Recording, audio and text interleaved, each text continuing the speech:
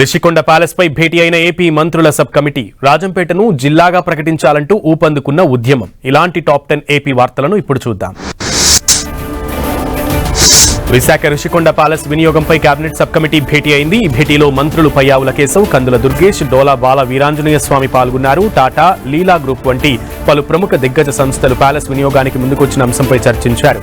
Tourism సహా పలు రకాల వినియోగానికి సదరు సంస్థలు డిపిఆర్ ఇచ్చినట్లు మంత్రులు తెలిపారు. ఇచ్చిన మాట ప్రకారం ఇప్పటం గ్రామానికి వచ్చిన డిప్యూటీ సీఎం పవన్ కళ్యాణ్ ఇండ్ల నాగేశ్వరమ్మను కలిశారు. ఆమె కుటుంబాన్ని అన్ని విధాలుగా ఆదుకుంటామని హామీ ఇచ్చారు.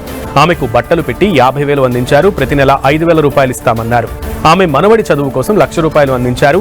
క్యాన్సర్తో బాధపడుతోన్న మరో కొడుక్కి సీఎం రిలీఫ్ ఫండ్ నుంచి 3 లక్షల చెక్కును అందించారు.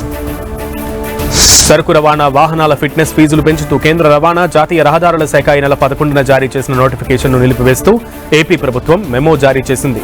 తదుపరి ఉత్తర్వులు ఇచ్చే వరకు గతంలో ఉన్న పాత ఫిట్నెస్ ఫీజులనే వసూలు చేయాలని అధికారులను ఆదేశించింది. ప్రభుత్వ నిర్ణయంపై లారీ యజమానులు సంతోషం వ్యక్తం చేస్తున్నారు. ఏలూరు జిల్లాలోని పోలవరం ప్రాజెక్టులో పీపీఏ బృందం పర్యటిస్తోంది. ప్రాజెక్టు నిర్మాణంతో పాటు నిర్వాసిత గ్రామం ఎల్ఎండిపేట, కొండ్రుకోట చేరుకుని పునరావాస కాలనీలను ప్రాజెక్టు సీఈఓ యోగేష్ పరిశీలించారు. అలాగే ప్రాజెక్ట్ డయాఫ్రమ్ వాల్, గ్యాప్ 1, 2 ప్రాంతాల్లోనే పర్యటించారు.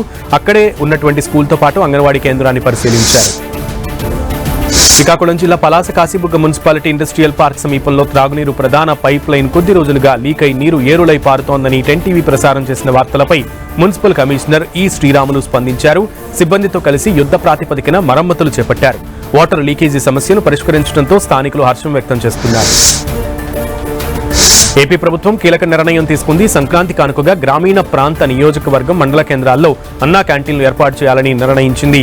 ఇందుకోసం మొత్తం 70 క్యాంటీన్లను ఒకేసారి ప్రారంభించేలా సన్నాహాలు చేస్తోంది. ఇప్పటికే పట్టణాల్లో 205 అన్నా క్యాంటీన్లు ఉన్నాయి. ₹5కే అన్న భోజనాన్ని అందిస్తున్నాయి. అన్నమయ్య జిల్లా రాజంపేటలో జిల్లా కేంద్రం కోసం జరుగుతున్న ఉద్యమం ఉధృతమైంది. ఓవైపు నిరసనలు, నిరాహార దీక్షలు, మరోవైపు ర్యాలీలతో అట్టుడికిపోయింది. న్యాయవాదులు కోర్టు ప్రాంగణం నుంచి సబ్ కలెక్టర్ కార్యాలయం వరకు ర్యాలీ నిర్వహించారు. అనంతరం జేఏసీ నేతలు సబ్ కలెక్టర్ను వినతిపత్రం సమర్పించారు. పశ్చిమ గోదావరి జిల్లా ఆచంట నియోజకవర్గం ఆలమూరులో విషాదం నెలకొంది. ఈ నెల 22వ తేదీ నదీ ప్రాంతంలో జరిగిన ఆపరేషన్ శిక్షణ కార్యక్రమంలో విధి నిర్వహణలో ఉన్నటువంటి సన్నాయిల రాజశేఖర్ వీరమరణం పొందారు. దీంతో ఆయనకు కన్నీటి వీడ్కోలు పలికారు గ్రామస్తులు.